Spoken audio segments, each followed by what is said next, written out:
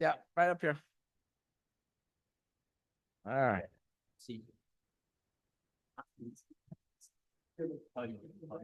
Okay, hi everybody. We're gonna get started with the work session tonight. We don't have a lot on the agenda for tonight. Mike. Hi, Joe. I got your mic right now. Mine didn't turn on, so we'll share it if we need to. All right. First up in the work session is budget modifications. Everybody get a chance to look at them? Yes. All right.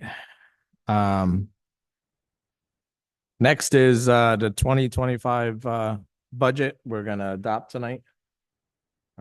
Really hasn't changed since the beginning, so everybody got a chance to look at that and sent it the other day. Yes. Okay. Number 3 on the work session is the unsafe structure for 5 Acorn Lane. That's getting taken off. I put it on the agenda because I thought that it was still an issue. But I wasn't in one of the emails that Ben and Mary were back and forth, and this has kind of been taken care of. So it's nothing that we have to vote on or have to hear from the owners. So it's been taken care of. Next is public hearing for the short-term rental for the local law. We did receive a bunch of letters this week. Probably 7. I think we received one tonight, so it's probably 8. Okay.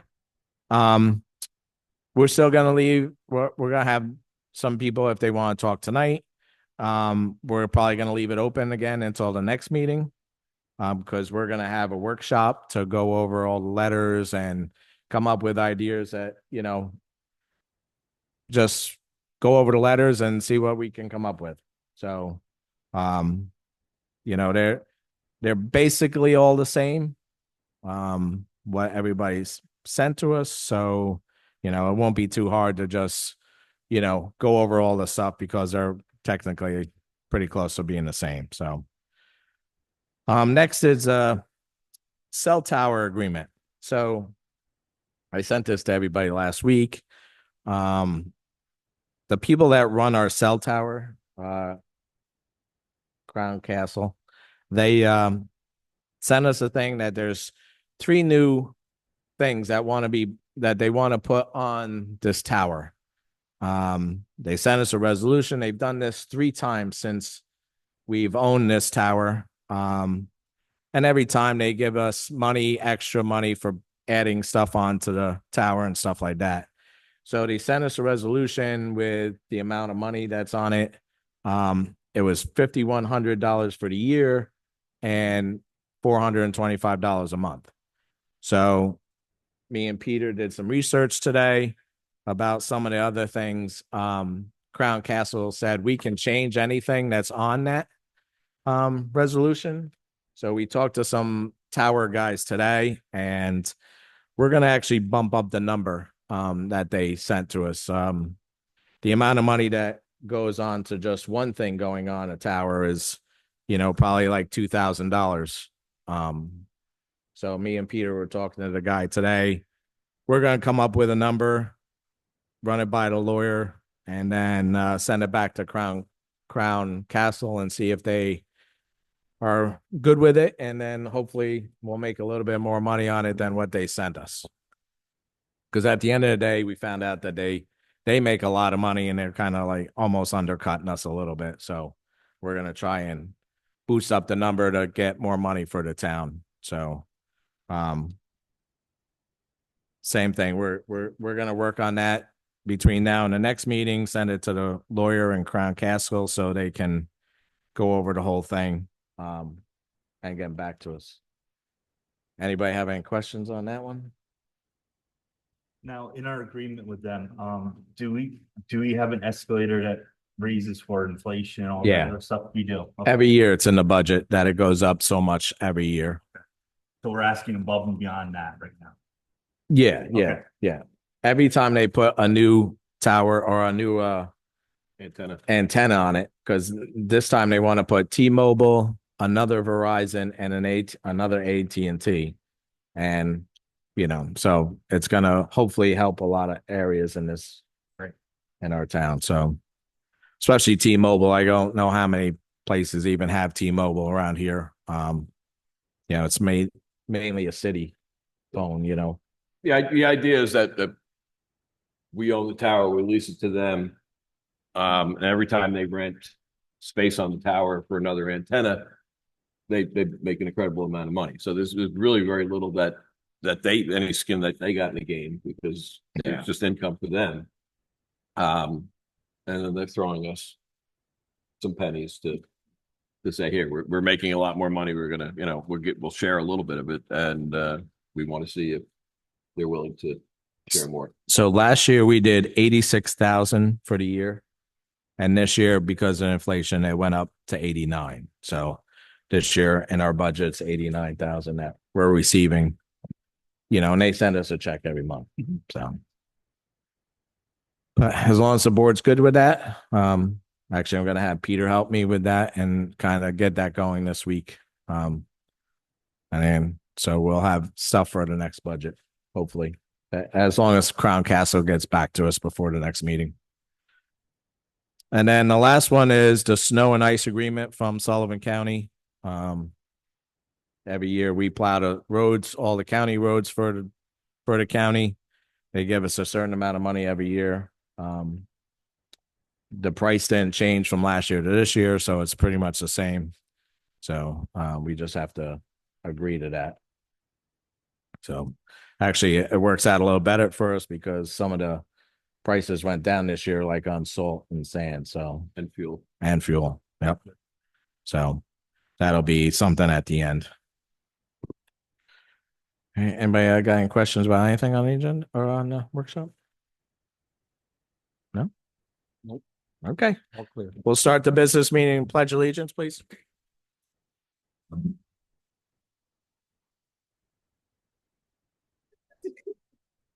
Pledge allegiance to the flag of the United States of America and to the republic for which it stands, one nation, under God, indivisible, with liberty and justice for all. Just one little side note before we get going. I'd like to thank Jim. He made these frames around all the flags.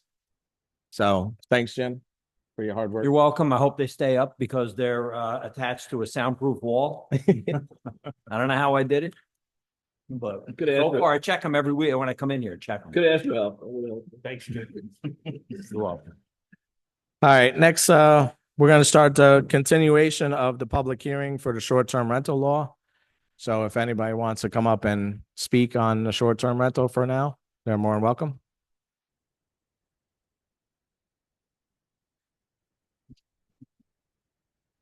Okay, my name is Louis Manganello. I live on 42 Wolf Pond Road in Wardsboro, up in Yankee Lake. I knew you had to do something. My understanding was you get pressure from the state or whatever to pass some kind of short-term rental. And I understand it. But my problem is, and I have to be upfront, I live next door to one. I don't understand why you would allow, it's basically a commercial business in a residential neighborhood, because that's what it comes down to. If you look at any insurance policy on these homes, it's commercial. Because if the place burns and they just got a regular policy, they're not getting paid. So it's a business in my neighborhood. Luke, could you just talk into the mic, please? Okay. They can't hear you online, that's all. All right. So like I said, it's a business. As I read through the 7 pages, which was a little tough with my glasses, it even showed that they're allowed to have something about a 2x3 sign or something. I know everybody has signs that says my lake house and this and that, but it's kind of like just an added plus. And my feeling is most of the people, at least the one I know, there's a few at Yankee Lake, and most of the ones I know of, these people don't live here. They don't vote here, and they could care less what goes on here. My neighbors are like that. They came in, they bought the house rock bottom right before COVID, made like they were going to be great neighbors, turn around. It's a lawyer and an accountant that live on the shore facing New York City in Bayonne or whatever it is, New Jersey. And now they're making a nice profit. We had a fire pit where they get all drunk, their guests, and throw fires. It's a problem. I know one of the judges here lives on my street. We're all affected by it. Um, they all have different rules, like this place, they don't pay for garbage removal. They have people come clean the house and they take the garbage. So their rule is the garbage has to stay in the kitchen. So if the people are there for a week, they got a few bags of garbage. If they happen to have a large dog, which they've had, that goes on my property, chased my wife more than once, different people, they take the dog for a walk. They're not picking that up. This is just a little aside from everything else. That's staying right on the side of the road because they're not going to pick that up and keep it in their kitchen for the next 4 days while they're here. So to me, if you want them downtown, if you want them all along 209 or someplace, but to put them in a residential, single family neighborhood, to me, it really isn't within the spirit of what a residential neighborhood should be. I mean, if the Super 8 wanted to put a prefab down Wolf Pond Road, you're not going to give them the building permit. The other problem I have is with enforcement. Because I think I spoke to you about a year and a half ago about the green trailer house. I don't want to name names, but on Ann Road, there's one on Tara Lane. These are just main streets or little side streets off Main Yankee Lake Road. I mean, if the town wants to make some money, there's some money there to be made. Oh, believe me, we have them all through the town and they're all in front of court. Okay, So- well, you know what? I've been up here 10 years now, and that pile on Ann Road is getting bigger and bigger and bigger and bigger. And I don't see how it could take 10 years. If I was running the show, let me tell you, it'd be about 3 weeks. First thing you should do if you don't have it is pass a damn law where if we levy a fine against you because your place is a dump or a hazard to your neighbors, we're going to put it on your taxes. After 3 years, you don't want to pay it, let the county take your house, knock it down, whatever. I don't feel sorry for people that don't care about me either. Some of these people have money. I know who some of the people are. They got a better retirement. I was civil service. I worked for the town of Rampo. I filmed the board meetings for overtime, as a matter of fact. And he's making more money than me, this guy. And it's just like overwhelming. And like I have friends come all the time. And just for myself, I want to look at this stuff. Tara Lane, you got the whatever, you can't have a boat upright sitting there because of the West Nile virus or whatever. Or you could see all this stuff from the side of the road. So now you're going to give us 7 more pages of rules. And largely the Airbnbs are weekend things. It's not a Monday through Friday, at least at the lake, which you're not supposed to be using either, which is another problem we're going to have. How do you enforce that? So who do you call exactly? And I don't want to hear that the code enforcer is going to be on duty over the weekend because she hasn't done anything about the 3 places I just mentioned in 10 years that I've been here. I think she's been the code enforcer the whole time. Not to single her out. Maybe she has wearing 2 hats, is overwhelmed. I don't care. I don't care if people like me or I like them. It's a bottom line industry. We're paying for certain services. Either you get them or you remove the people that aren't doing the job. It's that simple. So if I'm going to call at 5:30 and say, hey, this is a house that has 2 bedrooms, should have 4 people, 6 people max. And I just saw 30 people go in. Who am I calling? I'm not calling the state police. They're going to say it's a civil matter. Have a nice day. They're making too much noise at 2 a.m. The onus is always going to fall on me. And I just don't see the whole problem can be alleviated by just not allowing businesses in residential neighborhoods. We don't deserve that. Several of us live here and brave the damn winter year round. Terry Mullins, he and I were out there shoveling at 4 a.m, cursing the fact that we still live in New York with the winters at our age.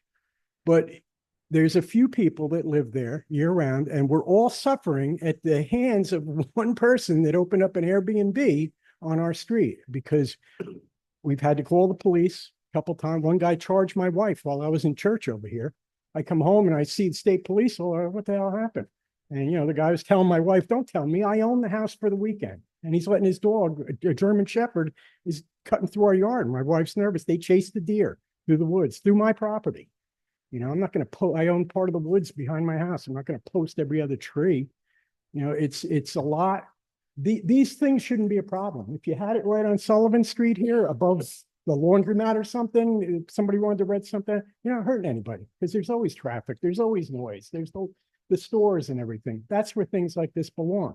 It's not Ocean City, New Jersey, where it's a commercial district with a few houses a block away. No matter what you do, you're going to hear the Ferris wheel going around. This is a regular neighborhood like all of you. I don't think any of you here, I know where you live. You're only a couple blocks from me.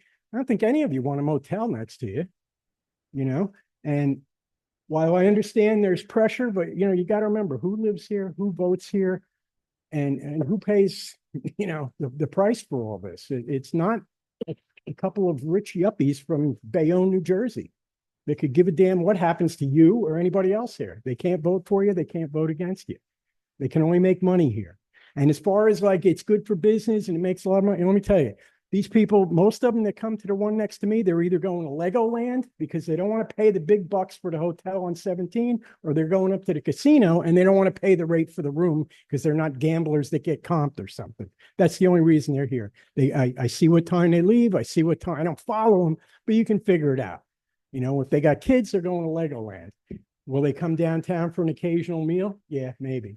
But you know, if that's enough to upset the residents that vote, to me, something's a little upside down. So like I said, another question I would have, no matter where you put them, and I strongly, you know, advise not to put them in residential neighborhoods. I think it would behoove the town. The last time I was here and I spoke, somebody said, "Oh, we don't want to hire anybody else because that'll make my taxes go up." If you hired like 1 or 2 code enforcers, because Mamakating's a big town, and all you got to do is go through Bloomingburg all the way up. There's plenty of dumps. I mean, there's so much damn money to be made. And it's not like you're taking advantage of people. The law is the law. Either you follow it or you pay the damn price. It's that simple. If you want to have a fire hazard, an animal infestation hazard, like there's a couple more on my street that aren't, it's not just this Airbnb. There's a couple of dumps that need to be bulldozed. But if you want to do that, then you pay the price. You know, but if you had a couple code enforcers, even if they work per diem, just like the Yankee Lake was looking to get a grant writer, somebody to work per diem to help them buy those woods there that they're trying to get a couple code enforcers, get one, you know, make sure you hire the right guy. Somebody that's aggressive, follows the law, go out, he'll make you a fortune. More than you'll ever make off the applications or the fines, which I don't think would ever come because you're not finding obvious big dumps. How the hell are you going to find people that maybe don't have a fire alarm in their damn Airbnb? Let's be realistic. It's 7 pages of nothing, really. It's well intended, and I know it's got to be legal and all that, but realistically, you know, I mean, what, 3 cases a year are going to come up? Meanwhile, there's going to be 100 violations. Anyway, I go on and on with this. So my wife and I printed this out. She signed one and I signed one. I guess I give it to you. Yep. Thanks, Lou. Go ahead.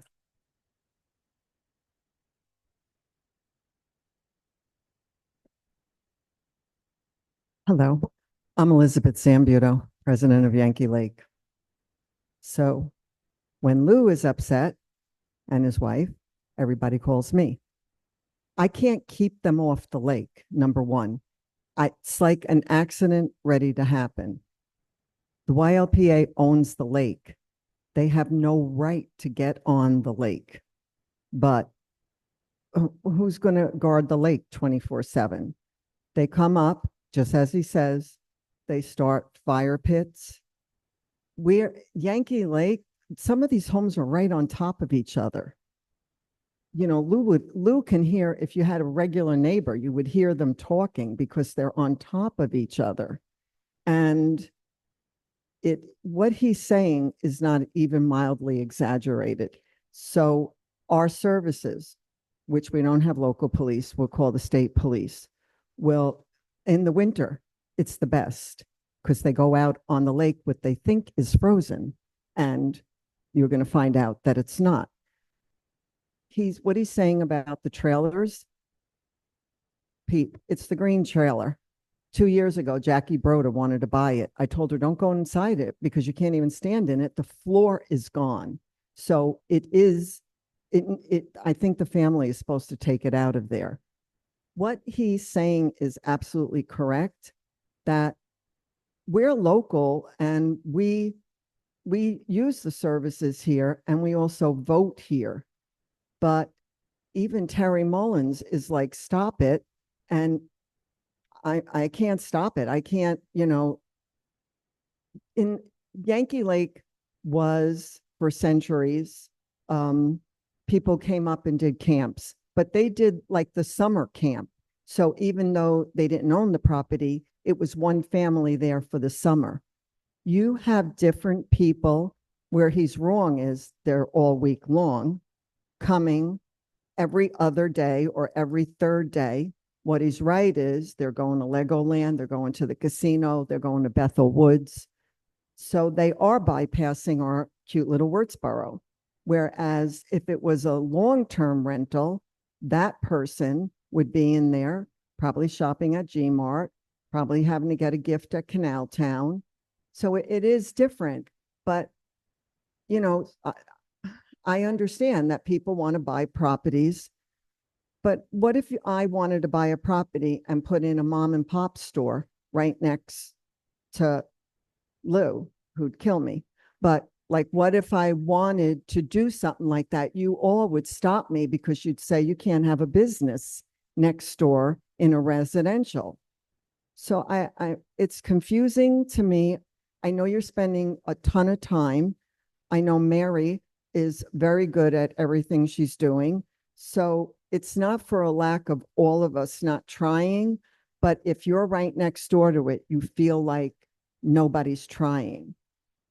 And you don't want to, people own these properties now and they're making money, but you don't want to say to them, shut it down, but you do want to say, shut it down, because it's ridiculous. It's nonstop, especially at the lake. Please. And I know they'll do it behind your back. I know what they put on Airbnb, no use of the lake. The people still use the lake. And when they drowned in the lake, the YLPA will get sued. So so will the town. And it's because that's what we live in, a litigious society. But you don't have fines? It's in order for us to collect on the Wolf Lake fine. does. Well, in order for us to collect on the fines, we'd have to take them to court. Yeah. And so then when we Even go when to they- court, even when they when we s- go to court and they get fined for their garbage, they get fined $100, $150. Meanwhile, oh yeah, let me tell you about the 500-pound black bear at the one Airbnb, because they left the garbage out continuous. You know which one I'm talking about. I ran into that bear because I was down at that Airbnb. I thought I was going to get killed. It wasn't a joke. And then a week later, some of the good old boys killed the bear. But that was because of the garbage. And you don't even know when it's coming out at you, because the rhododendrons and the mountain laurel are so thick over there that you could have 16 people with rifles right there. You would never know it. And so they don't understand what we live with. And I'm sorry. I just I have a question myself, because like I said, you say the association doesn't Yeah, have. we're not an HOA. So we were never formed as an HOA and we can't do it as an HOA now. So we're But basically. you collect, We collect fees. only if the members pay. We have a law that after You 2012. can't call it a law if Well, everybody's they not. put it on the books after 2012. If you buy a home, you have to pay for the membership. But people before that did not have to pay for the membership. So even though we are just operate as a social club, but we, with that membership money, pay for the insurance, which is now $35,000 a year for the lake. We pay for the taxes. We pay for the upkeep of the clubhouse. We pay for everything social. But we would be in court continuously to try to collect the monies. And our court systems sometimes fail us. So Have you ever won a case where you had to I'm kick in somebody a court case now that I know I'm going to win, that somebody was on the lake? but it's taken me a year and a half. Well, we have the same situation Yeah. here. You know, you town- wanna the keep town's no going to better. court 5 times, and The home whack's been in court for 5 years. Yes, You know, thank you. so I mean, I understand. it's So- not an easy thing. I don't know how you say you can't have a short-term rent. I don't know how the town would say you can't have a short-term rental in a lake region, but you can in a town. I don't know if that's possible, but he's not exaggerating. And, you just don't want it right next door to you. I get it. You know, I- I have and one I right know- next to me too, so I know, and I think, it's not on a lake, but it's not like the short-term people are bad people. I'm not trying to say that. It's just a situation now. That's basically what I'm trying to say. Thank you. thank you.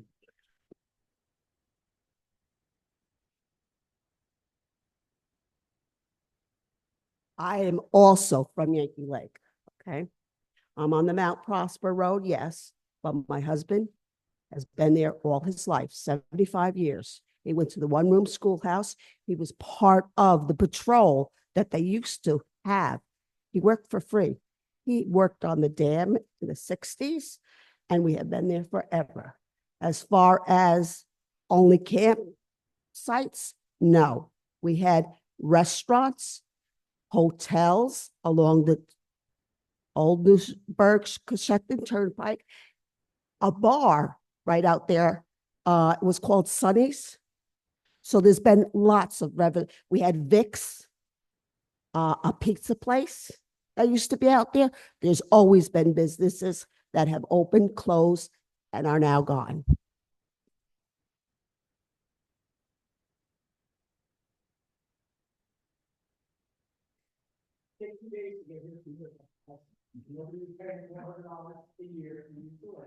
Right. Yep.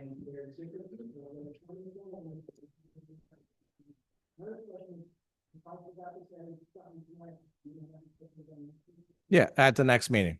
Yeah. Yep. We're not closing it tonight. Yeah. Anybody else like to get up? No. Brittany, you have anybody online? I do not. Okay. All right. Well, like I said, we'll do it in the resolutions, but I'm gonna, we can do that right now. I can do them. We're gonna do a motion to keep the public hearing open until, November 19th. Make a motion to keep the public hearing open for the short-term rental until the 19th of November.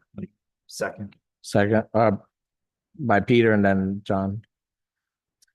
All in favor? Aye. All right, thank you. Next is public comment, 3 minutes each individual, 30-minute max for anything regarding something in the workshop.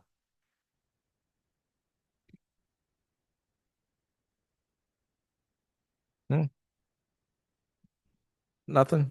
Okay. Brittany, you got anybody for comments? I do not. Okay, we'll move right along then. Highway Superintendent report.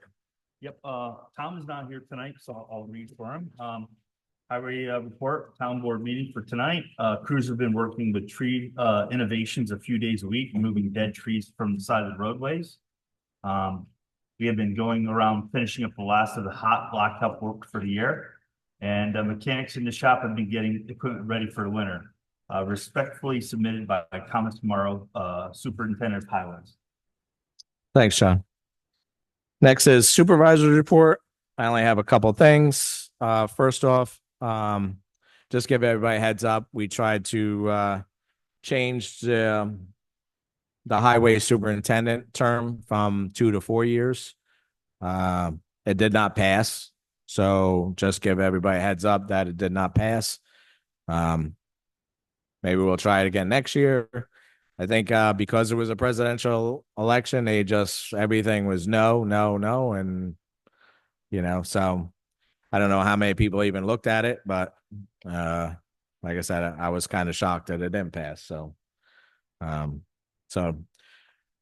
next is on November 11th, Monday, Veterans Day services at 9 a.m.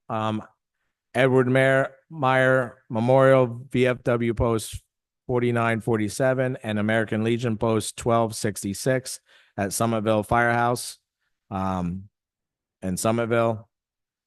And then at 11, the American Legion Post 1266 at the Veterans Park in Wurtsboro, Sullivan Street and 3rd Street at 11. And then also at 11 is Edward Meyer Memorial VFW Post 4947 at the Ellenville Elks Lodge 50 State Route 55 in Napanock. So go out and support your veterans on that day. It's a very special day for all our veterans. That's all I got for my report. Next abstract, 2024 abstract number 23 for $50,895.09. Everybody get a chance to look at that? Yes. All right. Can I get a motion? Motion by Matt. Second by Tyler. All in favor? Financial reports. And sent them on Friday, so I know everybody got them. A motion to accept the financial reports. Motion to accept the financial reports. Motion by John. Second by Tyler. All in favor? Approve the minutes from 10/22/24. Motion by Matt. Second. Second by Peter. All in favor? Aye. All right, off to the resolutions. Approve the budget modifications. Motion. Motion by Matt. Second by Tyler. All in favor? Adopt the 2025 budget. Motion to accept the 2025 budget. Motion by John Roofer. Second. Second by Peter. All in favor? All right, C is, no, we're not going to do that now. And then D is approve the snow and ice agreement. Motion to approve the snow and ice agreement 2024-25. Motion by Peter. Second. Second by John Roofer. All in favor? All right, next committee reports. We have a couple. Who wants to go first? Monthly report for October for the assessor's office. The assessor received a total of 55 deeds in October. Out of that, 51 of them were in the town, 2 were in the village of Bloomingburg, 2 were in the village of Wurtsboro. She processed 6 address changes. Number of permits processed for valuation and non-value were 1, and that was in the town. Exemptions received were 52. Aged, and out of that, so there was 6 aged exemptions. Age renewals of 36. Forestry exemptions were 4, 1 agricultural, and 4 enhanced star, and veterans disability for 1 processed.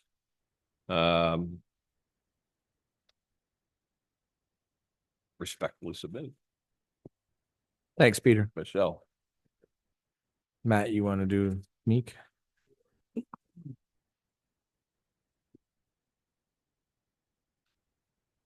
Okay, this is from Ms. Jackie Broder. The meek numbers in August through October. In August through October, we served 809 visitors, a 9% increase difference from last year. Although it's still an increase, it's not as significant an increase as we've been seeing now that we are without staff. In other news, update on the self-serve kayak rentals. Installation has finally been completed. While they are up and running for a couple of more weeks, we decided to wait to have a launch party until spring. You can still stop by and check out the unit or rent a kayak now. Upcoming programs include this Friday, a paint and sip. This program is at capacity. We will be painting a winter landscape led by Jess Pyron of Bashak Bazaar. Candle making this Saturday, 10 a.m. to 12 p.m. Discover how honeybees make wax, how they use it in their hive, and how beeswax is harvested and prepared for candle making. Have fun creating your own hand-rolled beeswax candles. Your beeswax makes superior candles and are a great holiday gift. Fee is $20 per person. Nature Tots, which is every Friday, November 8th through the 22nd, 10 to 11 a.m. Nature Tot returns with Miss Jackie, a 6-week program for 2 to 4-year-olds and their caregivers. Learn about nature in a fun, activity-centered environment. Dress for the weather. Drop-ins welcome to pay by the class. wreath making workshop, which is being held Saturday, December 7th. There are going to be 2 sessions, one at 10 a.m. and one at 1 p.m. Spend the quiet afternoon using your imagination to make the perfect wreath for your home. Old nature-themed supplies and ribbon provided. Feel free to bring something special to add. Includes supplies, refreshments, and a chance to unwind. Please call to register 845-644-5014. And the cost for this workshop is $40 per person. Please check out our Facebook page for more details at the town website. You can also see all of our events on friendsofmeek.org. Call 845-644-5014 to register for all of the programs that I've just mentioned. Thank you. Thank you, Matt. Anybody else have anything? Yeah, talking here. I have one from Vicky. She had 11 loose dog calls this month. 6 of them were seized and none of them were redeemed. And then she just went on to talk about how we need some sort of holding facility for the dog instead of trying to get them in the pounds that are always full. So I've been talking to her about that. All right, thanks. I don't know what the situation is lately, but for some reason there's a lot of problems with dogs in our town lately. So Vicky's been very busy, and to have 11 dogs last month was a lot, and these places, huh? No, well, we have contract with 2, they're full, so they're not taking them. So we got to do some more research on this and get something going, because it's gotten out of hand. People are just dropping dogs off left and right, and it's not even the summer anymore. It's but so kind of give everybody a heads up on that. We did forget to set a date for the workshop. Before we move on, how's next Thursday, the 14th, for everybody?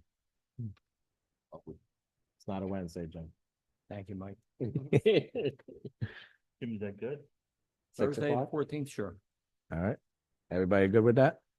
All right. So Karen, the 14th at 6 o'clock. We'll post it online too if anybody wants to come that day. So the plan is to review the letters we received. letters to comments and And stuff. see if there's something else we should tweak or whatever, how we're gonna do going forward, right? Right. All right. At 6 o'clock. Yeah. Yep. No other announcements, so we're off to public comment for any new business. Anybody have anything new? Go ahead, Verdana. Ask. Christmas tree for the Sullivan County Historical Society. We've been asked to display in their historical society up there in Hurleyville a tree from our area. So we talked about it last year, Mike, myself, and he said he thinks he's got an extra one. I'm hoping it's still around. Okay. Well, we can find, I'm sure, a Christmas tree. Okay. And now we need ornaments. Yeah. So I've asked a couple of different organizations throughout the town to see if they can come up with something to portray our history in Mamakating. Okay. Now, are we going to keep this tree alive, or is it just we're cutting it down just for this? It's just for this. I'll bring Okay. it up and I'll set it up and the whole works. Okay. And I'll Well- have help. There's no problem with Yeah, that. and even the day of, well, the town guys will come. I'll get the Parks and Rec guys to help you too. So Okay, great. So that's my main thing. okay. And then Sean Moore, myself, and Donna Derland have been talking, and we would like to start a discussion group. Okay, we haven't picked our location yet. It's not going to be a talk or a lecture. It's going to be whatever they want to talk about. And if we can answer questions, we will. And if not, we'll brainstorm and get answers to them. Okay. What I need though is maybe some coffee and cookies. Yeah, we can A work something out. small little donation would be not, something like that. Okay? Yeah, To plus keep we it could, nice. yeah, we can also probably do it here too if you need it, so Okay. wherever you end up coming up with, just let me know. Okay. Now, my last thing is patriotic burials. Yeah.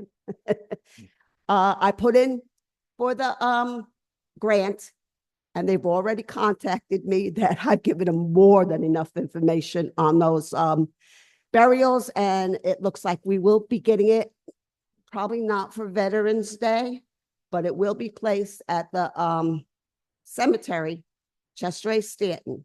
We've got 4 wars out there, okay? You've got the French and Indian, the American Revolution, the War of 1812, and the Civil War. Okay? And I've got plenty of them. I had the applications to go along with the grant application, which is kind of unheard of, but I dig. You know that. I dig. And I've got them. Okay. So I also accompanied it with pictures of the grave sites, which leads me to the next thing that bothered me. In the front, on the far corner, next to Stanton's house, there are 2 graves. They're the Penny Boys, okay? Supposedly served in the Revolutionary War. They do have plaques. Can't find anything on them. So I went up and I decided I'm going to clean these 2 stones, okay? So I'm cleaning the front of the stone, nothing. I go to the back of the stone. I clean the back of the stone. It's not the Penny Boys. It's 2 other names. So you gotta do some more research. Yeah. Yep. So this bothers me. Ah. You know. Yeah. So that's mostly what I wanted to discuss. I'm sorry I haven't been here the last few meetings. I have been busy. I'm working on the committee with the canal also. I've given them lots of information, and now everybody seems to be, find this for me, find this for me, find this for me. And I'm like overwhelmed, but Okay. happily overwhelmed. Thank you. Thanks, Verdana. Thank you, Verdana. You got something more? Go ahead.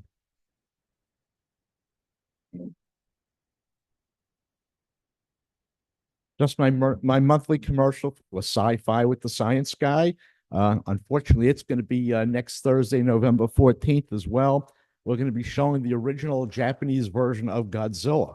So most of us are familiar with the Raymond Burr version. What they actually did was they took the original, they cut out about 60% of it and then just shoved Raymond Burr into it. And the actual original movie makes several very powerful statements, which got lost. The Raymond Burr version is just some enormous guy in a rubber suit pretending to be a 400-foot tall, I don't know, dinosaur thing that stomps on Tokyo. It'll be 5 o'clock in the library. I just texted Cheryl to tell her I'm going to get up and announce this. So she said, "Can you please make this announcement?" At the library, they now have the new museum passes to the 9/11 Memorial in New York City Memorial Museum, and it's free, and 4 people can visit on the one pass. You just have to have a library card. Thanks, Lori. Oh, and I forgot something on my report too. Just let everybody know, we advertised it and actually got pretty good response. We had coffee with the sheriff here. Not this past weekend, the weekend before. We actually had a very good turnout. The sheriff was here, some law enforcement, some residents, councilmen all came and stuff. So I want to thank Chris because he was the spearhead of this, getting me going to get this here. And then it will be something that we do next year too. So next year we get a chance, when I offer it, have more people come. I was actually surprised that we had 25 people, but it was pretty nice to have. So I picked the right amount of coffee. So I didn't have to buy any more. And donuts. Oh.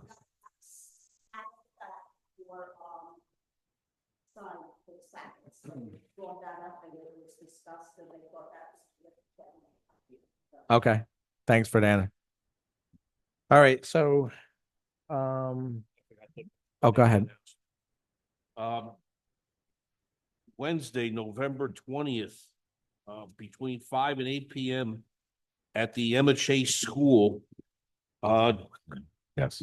NISDOT is going to have public informational gathering to discuss the future of exit 114. I